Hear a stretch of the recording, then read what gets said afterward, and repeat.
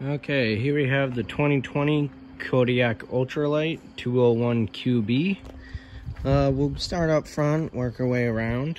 You have your front tongue jack here. You have up and down, and you have a light right here. So if you're hooking up and it's dark out, you got your 7-way for your lights and your brakes on the trailer. You got your safety chains, and you have breakaway cable right here. That's basically emergency brake.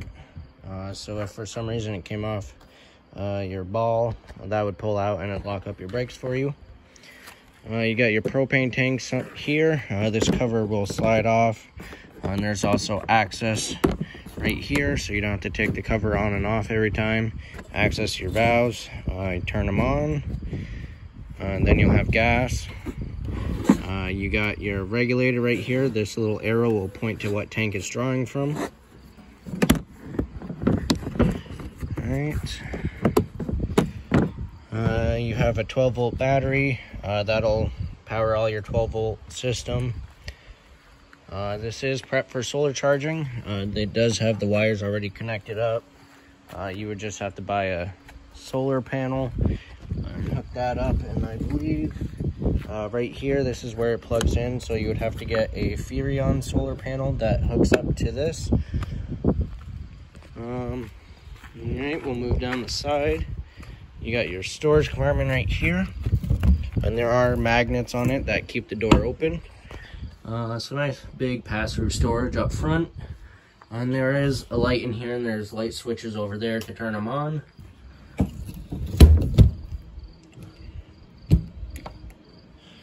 Alright, here you got the exhaust for your furnace. Just make sure nothing's in the way of that and don't touch it while using it. That gets pretty hot. You got your freshwater connection here, so you have a portable water tank. You can fill up if you're going on a long trip or going to a state park. You have the vent here. This is for the stovetop. You got your city water hookup right here, so when you're at a campground, you'll hook your water hose right there with your pressure regulator, and that'll go directly to your faucets. If you're dumping your tanks, you have a black tank flush to flush out the black tank, clean off the sensors. The sewer outlet's right here. You got your black tank there, which is your toilet water, and then your gray tank here, which is your sink and shower water. This has a spray port on it, so you can hook a hose up to here, and it's cold water only, but it's nice to, if you coming back from the beach or whatever, you can rinse off. You got your cable hookup. Here is where your power cord hooks into. This is 30 amp. So when you go to your campground, make sure you ask for the 30 amp hookup service. With this cord, there's an L-shaped prong, so there's only one way for this to go on. You line it up, wiggle it on a little bit, and then you just give it a little twist, and it locks on. Then this will twist on and lock it on there. Then your water heater is right here. This is gas and electric, and the switches are inside for that. And it's electric ignition, so it lights on its own.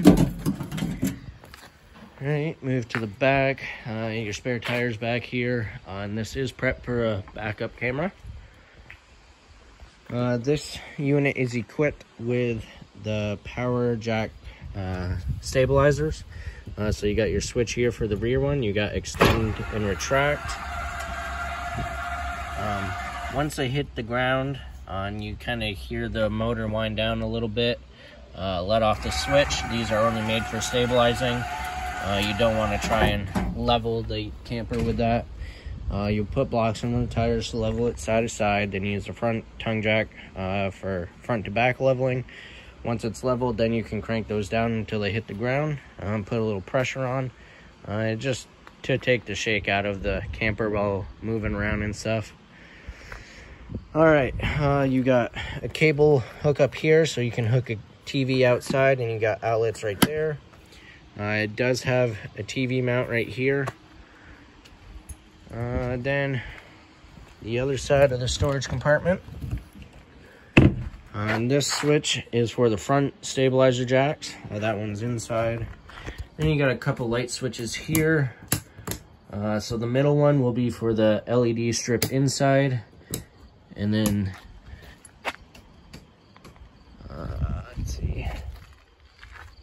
So this far one, that is for the lights up front, just for some show, or light up the front of it at night. Then that one,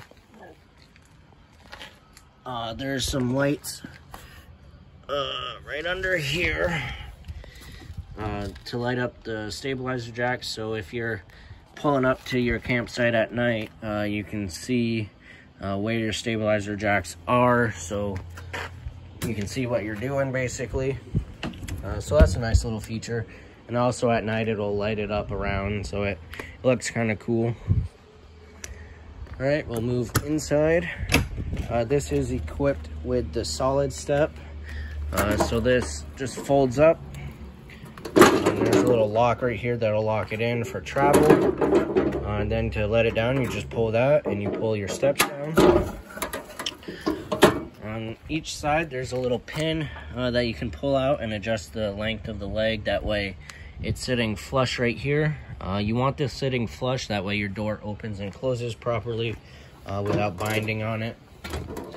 Then your little grab handle, this will twist and you can turn it for travel and have it out, so you have something to hold on to while getting in and out. All right, inside to the left, you have your control center right here. You got all your switches, so you have the electric for the water heater, and then you have the gas for the water heater. I flip the gas on, that light, these lights will light up. If the gas does not light on the water heater, this little light up here will come on. That's the fault light. That means it just didn't light. Check your propane tanks. If you haven't used it for a while, air tends to get into the lines, so it might take a couple tries to light it. All you have to do is just flip the switch off and try it again. All right, if you're using the freshwater tank, you got a water pump to pump the water from the tank to your faucets. If you're just hooked up to the city water, you don't have to worry about that.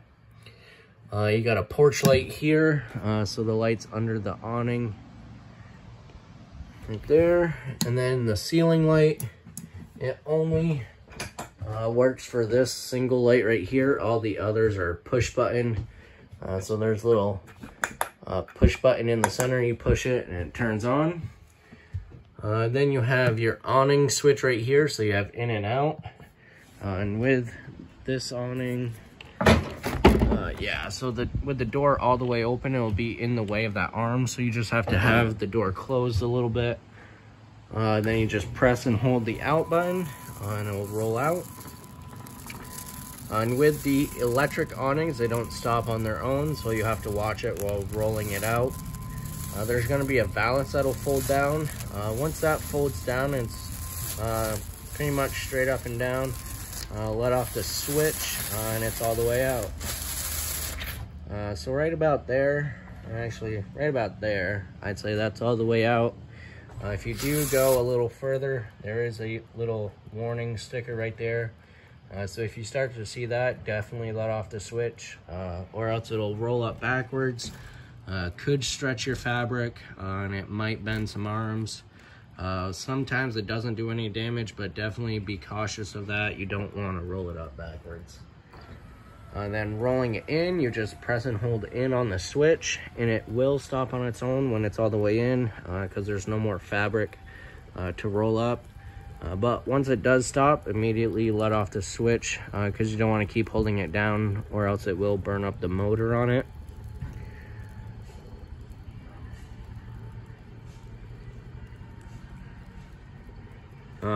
And also with the awnings, they're really only made for sunshade. If it is a light sprinkle out, you can keep it out. But if it's downpouring or really windy out, roll it in, because it's basically a giant kite. So if a big gust comes in, it'll rip it off. And then if it's downpouring, it tends to pool on the fabric and it'll stretch it out, and eventually it'll tear it.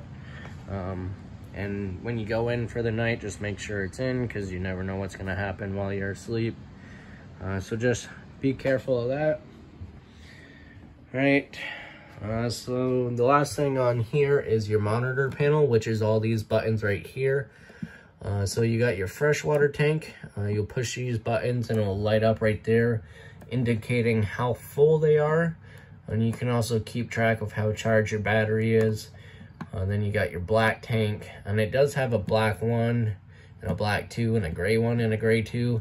There's only one black tank and one gray tank, so the 2 for the black and the gray don't do anything, so it'll always read empty on those two.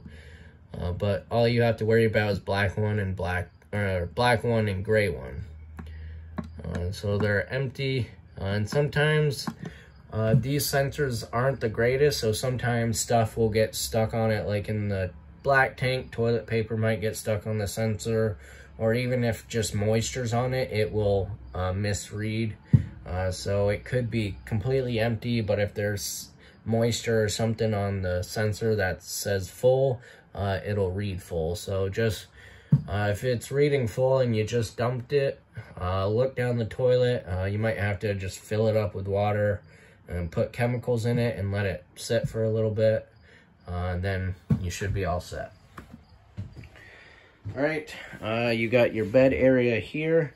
There is storage underneath the bed. Then you got your closet space and storage up above. You got a bunch of storage around the kitchen area, some drawers. This right here is the furnace, so that's where the heat will blow out. It's not ducted or anything. You got your sink here with a nice little cover to add more counter space if you're cooking or whatever. Then your stove. It does have a sparkler on it right here. And then your oven. Right here, this is your converter. So this is where all your fuses and breakers will be. You got your dinette seating. This will convert down into a bed. All you have to do is lift the table up, take the poles out, and set the table on those blocks right there, and then just put the cushions over it, and you got a bed. You got your radio here, your TV hookups there.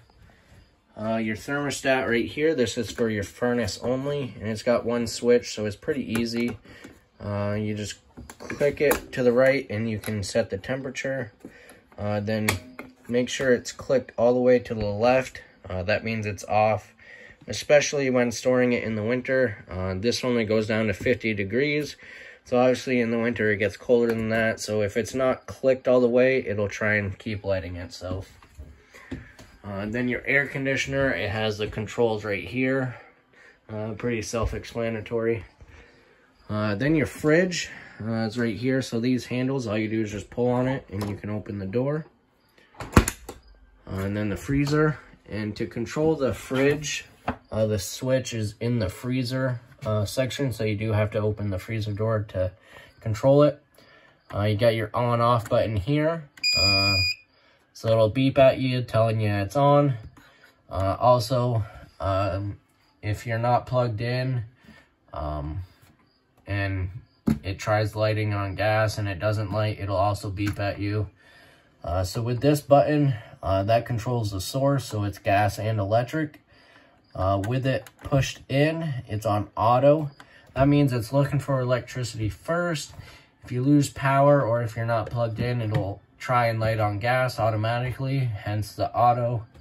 And if you are plugged in and you only want to use gas, you can push that button out and it should light up. If it doesn't light, the check light will come on. It means it didn't light.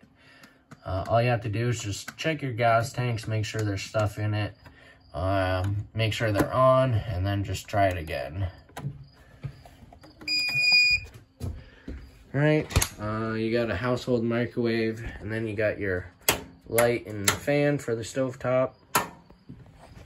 Little pantry area right here. Then your bathroom is behind this door. So you got motion sensor lights in here. The switches are on this side. There's a 1 and a 2.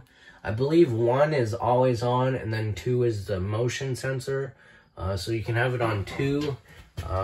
Like in the middle of the night, you can leave it on 2, and then when you open the door, the lights will automatically come on. So that's pretty nice. Then you got your medicine cabinet. Then this switch right here, you got LEDs around the medicine cabinet too. I'll shut these lights off so it shows a little better. So that lights it up as well, so you can have a little night light at night. Then you have your shower. So this rubber piece just holds the shower doors together while traveling. And then it's pretty basic, hot and cold. And there is a vent fan in here. So when you're taking a shower, you can vent out all the moisture and stuff. And definitely with travel, make sure that is latched back on because the doors can't roll around and stuff. You got your toilet. There's a foot lever on the bottom to flush it. Then your sink. All your outlets are GFI protected, and this is the main GFI right here. So if your outlets aren't working, just check this, make sure it didn't trip. Then you should be all set. So that is everything to do with the 2020 Kodiak 201 QB.